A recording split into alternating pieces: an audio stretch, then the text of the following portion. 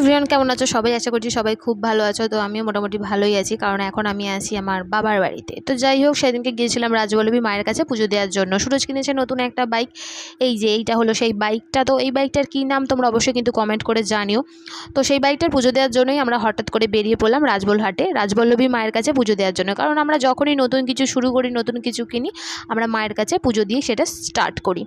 তো যাই হোক, আমরা চলে গিয়েছিলাম বিকালবেলা পুজো দেওয়ার জন্য। অন্যদিন তবুও সকালের দিকে যাই, এবারে গিয়েছিলাম বিকালের দিকে। তো বিকালের দিকে পুজো দিতে গিয়ে বেশ ভালোই লাগলো, কারণ বিকালের দিকে খুব একটা যাওয়া হয় না।